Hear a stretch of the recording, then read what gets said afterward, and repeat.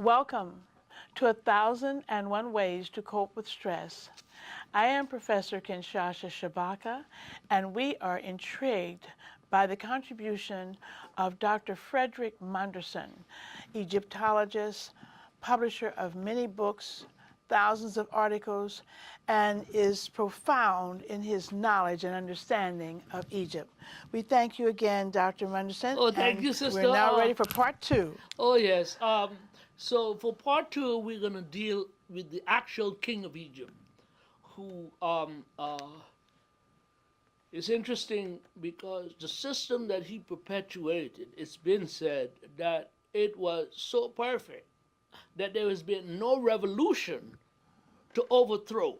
Sure, there have been some people who may have had aspirations about sitting on that sacred divine throne, but whether it's divine inspiration or the strength and boldness of the king, none of this was done. The fact of the matter is that when the king became weak and the society was not able to field strong leadership, the system broke down. And some of the seers, the prophets, predicted that a leader will arise, sent by the divine forces to heal the breach that the society had succumbed to. And as such, the system continued for that duration of time. So I need to explain that the king of Egypt is more than a man, an institution, a political experiment, but can be characterized as a cosmological construct conceived in a heavenly abode, guided by principalities and power, seeking to elevate human consciousness to help bring good into the world. It's always been about bringing good into the world, especially within the philosophical construct of the fatherhood of God and the brotherhood of man. 6 billion people working for good every day, the world would be so wonderful. Recognizing the absolutist nature of Ma'at and its attributes of true justice and righteousness, the divine imbued individual who sits on the throne of Egypt as successor to Horus. Horus, it's interesting because the role of the succession is so important. Succession has to do with at least two kings, right? So the potency of the system has to support one king being succeeded by another, and it can go on ad infinitum. But if there was only one king and the whole system collapsed after him, then you don't have the viability of a system that can stand the test of time. So Horus represents the God force working to elevate humanity to a cosmic destiny, to bring about a realization of the philosophical construct, as I said, of the fatherhood of God and the brotherhood of man. As the sun god, himself a god, the king, as the son of God, himself a god, the king's responsibility of worshiping and ritualizing his father in the temple imbues him with a metaphysical and spiritual purity that protects and blesses his kingdom and enables him to vanquish forces of evil, spiritual and human, and to establish the everlasting connection between this world and the next. So when we seek to entertain the idea of a king of Egypt, we discover he is more than man, a human being, because the monarchy, the ruler of the Egyptian state, is the embodiment of God, and God forces at work. He is not a representative in the extraneous sense of as similar ancient kings. He is a God and the son of a God. As such, he had to live by the godly admonition, the moral ideal, the philosophical principle of Ma'at. The king, according to Shwala Lubis, the king is of divine origin, almighty in things of created nature. Thus, as head of the social organization, he embodies the true meaning of the theocratic order, not to be confused with a royalty directed by a religious organism. As such, therefore, the king, as a royal principle, he is both a priest and a king. He's a king and he's a priest. And he's the only one who can interact with the God, to worship the God. But because there's so many temples throughout the land, he can't be in every one of them. So he appoints or empowers a high priest who heads the religious order called the priesthood to step in for him when he's not there. But when he visits a particular temple, he becomes the principal officiant in ritualizing and worshiping the divinity. That's why we had mentioned in previous settings what happens when he goes into the sanctuary, and even though he takes an entourage within proximity of the sanctuary, only he goes in there, and perhaps the high priest and one other or so to help with whatever needs to be done in terms of taking care of the God. So the king cannot officiate. However, most important, he cannot officiate into the temple until he has been consecrated through the coronation. And the coronation cannot take place until after the succession. So we have the old king dies, and the nation is in mourning, and we have the succession, which is the time of the death to the time of the actual burial. And the new king, who is more than likely the heir apparent, he's already established as he will succeed his father. In the Middle Kingdom, there was some conspiracy, and they initiated the whole concept of the co-regent, so that the co-regent is known to be the successor to the king. Whereas previously in the Old Kingdom especially, well, is it my son who's going to be the next one, because it wasn't proclaimed.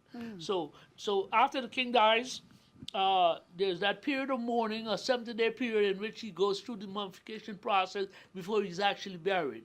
And the heir apparent now continues the administration, but he also has to be engaged in certain festivities to keep the morale of the state alive, so that business as usual continues. And he goes to different shrines. There are certain ceremonies that he performs, including the passion play of the succession. He has to continue the visit of the Feast of the Valley, the Hepset Festival, the Opet Festival, and all of these things that became ingrained in the society from the beginning until his time, which is where it's New Kingdom, Middle Kingdom, and so forth.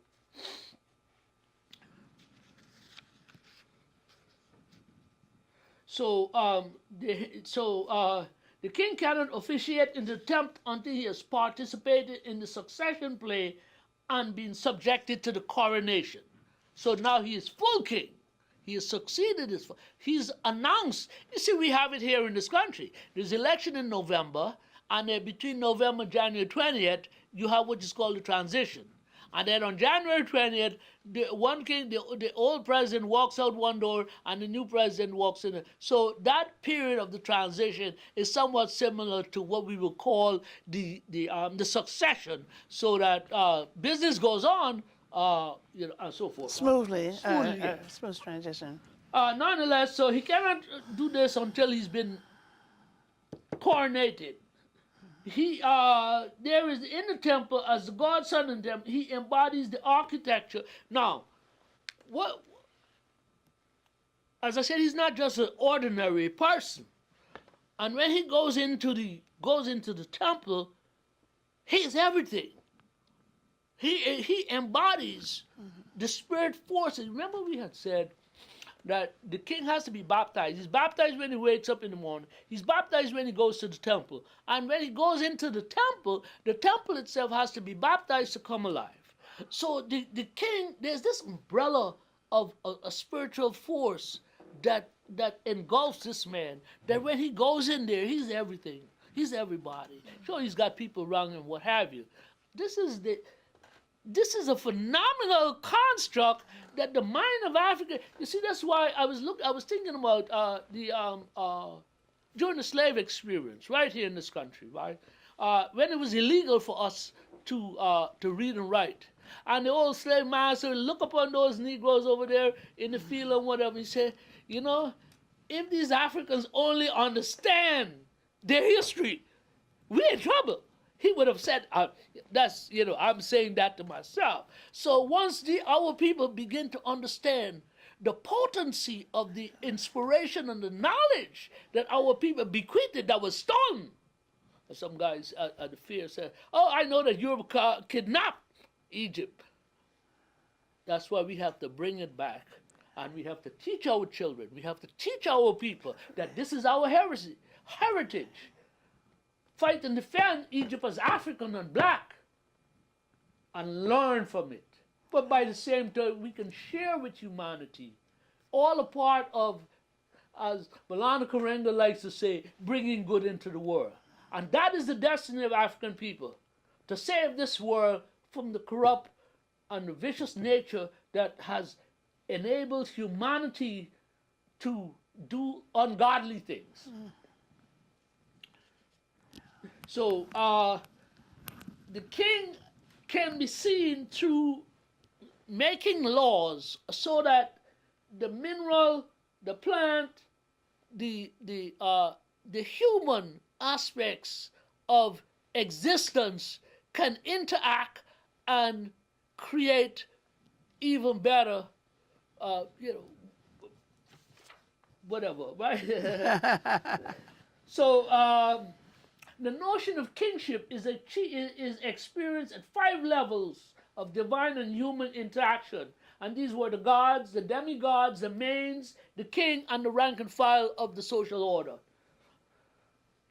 Much of this was maintained, as I said before, through the philosophical cosmic harmony, which the Egyptians called Maat. Maat was practiced in dispensing of true justice and righteousness. As we go back, as far back as we can, find ourselves in the presence of a conception of monarchy which is composed of purely theological elements, based solely upon the assimilation of the king to the gods, and who are the makers of the world and the mystic founders of Egyptian society. The Egyptians acted in a perfectly logical manner, for they believed they were a divine nation, and that they were ruled by kings who were themselves gods, who did not disdain to lay upon earth and to go about the nation, up and down the nation, and to mingle with men. Other ancient nations were content to believe that they had been brought into being by the power of their gods operating upon matter. But Egyptians believed that they were the issue of the great God who created the universe, and that they were of direct divine origin. When the gods ceased to reign in their proper persons upon earth, they were succeeded by a series of demigods, who were in turn succeeded by maidens, and these were duly followed by kings in whom were enshrined a divine nature with characteristic attributes. What has been happening? The claim that the Egyptians came from Southwest Asia, Babylonia, what have you, which is falsity, of course, but we didn't have, again, I learned this word called pushback. We didn't have a people out there pushing back upon the laying of the foundation of this falsity. But still, the American Egyptologist Henry Breasted, he said that, first of all, the claim is not only false and does not deserve a proper response, but that the Babylonian societies were at least 1,000 years behind Egyptians. Okay? And then when this German, Hans Winkler, came to Egypt in 1938, and he published, and he saw all these prehistoric writings and what have you. He went to Germany and published it just before the war, where the whole Nazi falsity of superiority was taking hold.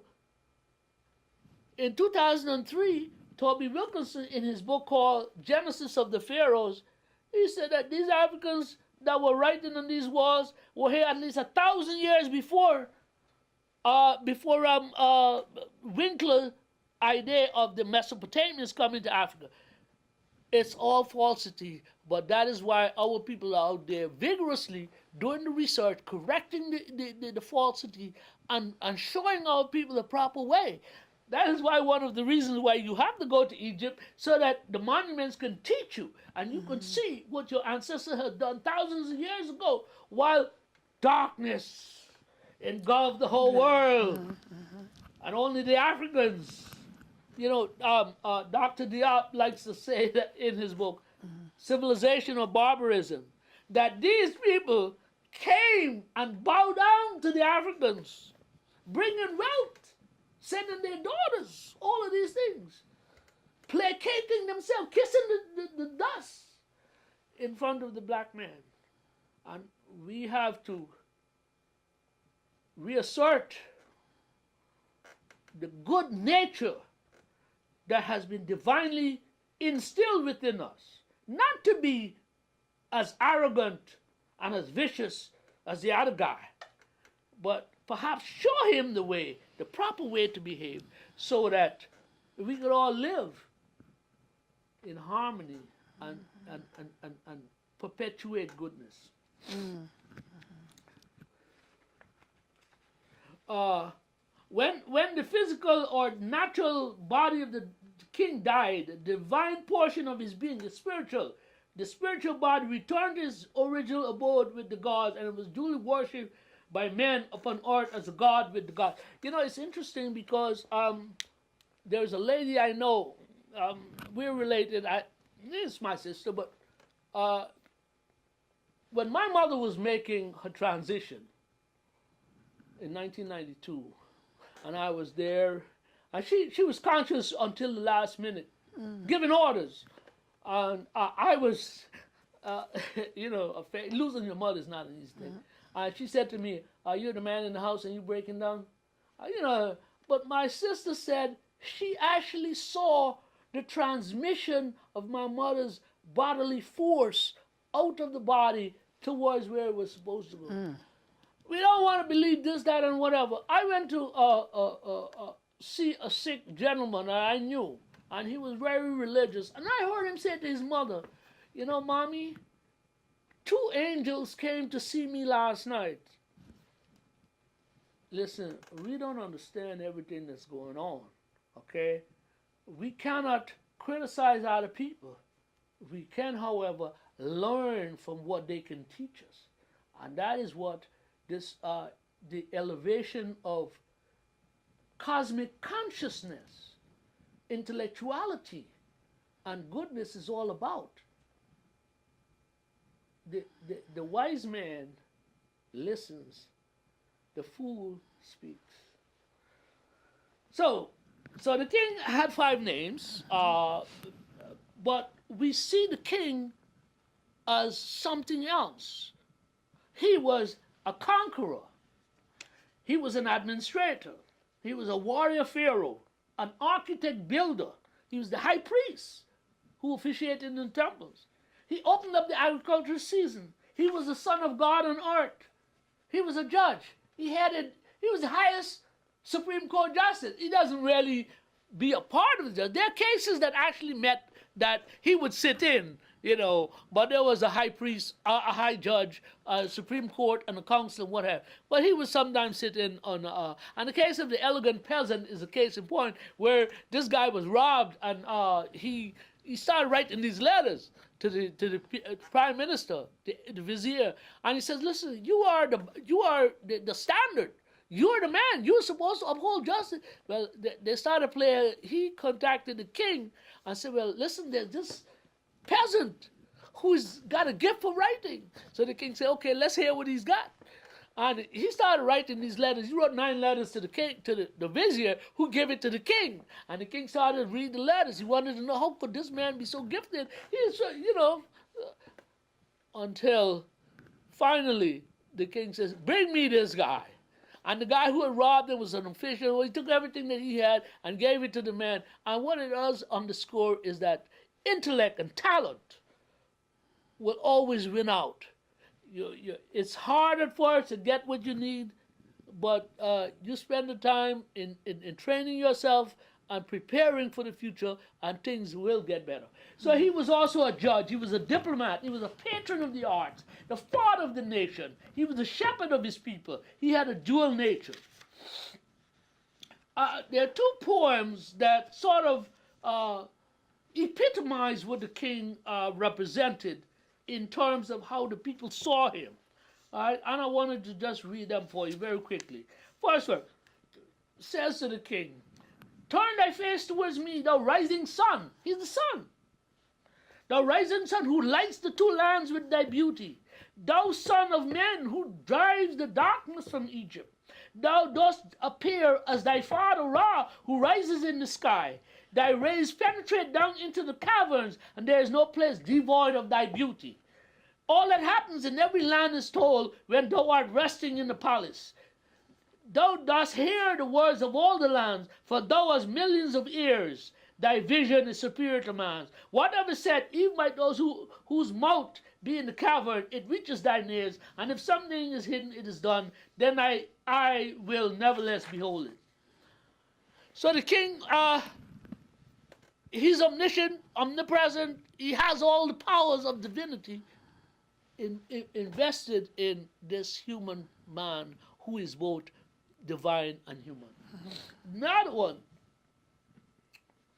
that was said to Ramses III. Ramses III, we get to Egypt, and he built his mortuary temple at Deir el-Bahari, but he also built a temple, the temple perpendicular in the temple of Karnak.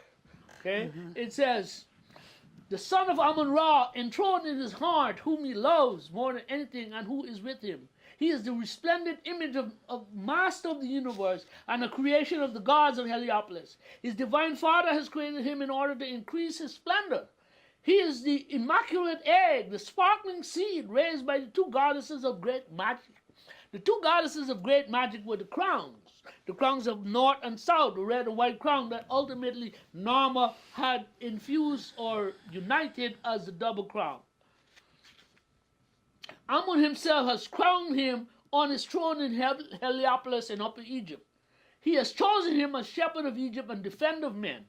He is Horus, who protects his father, the eldest son of the god, the bull of his mother. Ra has begotten him in order to create a brilliant posterity on earth for the salvation of man and as his living image." So, this is not an ordinary person we're dealing with here. Okay, sister? He had five names. He had 5 names. The Horus name as the successor to Ra. He had 2 ladies, which these 2 goddesses, Wadjet and Negbet, protected him, and they were embodied in the cobra that sat on the brow of the crown. Horus of gold. Horus of gold is that to indicate that the king body was made of the substance of the god's body was of substance, and the king as a god was also of the same substance of gold. And oftentimes they if you didn't have gold, you can probably draw yellow or red. And people get confused with saying that the Egyptians were red in color. They weren't red in color, they were brown. And brown is an aspect of black. So too is green and blue, or black. And this is what we must understand when they seek to propagate the falsity of who in fact these ancient Africans truly were. There were people who originated in Central Africa. After all, the great creator who created everything was Ptah. Ptah was described as a bald-headed pygmy from Central Africa. One guy, Mackenzie, tried to confuse the whole issue, throwing a wrench in the mechanism, said that, well, Ptah was a dwarf. The dwarfs were in Europe. When the Europeans first entered Central Africa, you saw these little people and say, "Oh, look, those little people, they look like pigs." And so the false name of pygmy, their true name, as Dr. Benjamin has indicated, is that they were the Twa people. They were small in stature. and you have to start small to grow big. So he had the Sutenbat name. It means that he was king of Upper Lower Egypt, and the son of Ra, which means that he was the son of the sun god. And the Sutenbat and the son of Ra names are the names that you find in the cartouche. He was also head of the army. Where do we get all this information from? Such documents as the Nama mace head and the Nama palette, the bull and the Libya palette, the Turin canon, the king list found at Karnak, Abydos, and in Saqqara, the Palermo stone. All of this represents the totality of what we call, we identify as the king of Egypt, which was more than a man. It was an institution. And more important, it was God-given, God-inspired, and God-guided. And that dictated that the king acted in the philosophical principle of Ma'at, which is true justice and righteousness. We thank you again. We thank you again, Dr. Munderson. And we thank you for watching 1001 Ways to Cope with Stress, where this genius is sharing with us his great knowledge of Egypt. Oh, yes. How's it coming along? Great.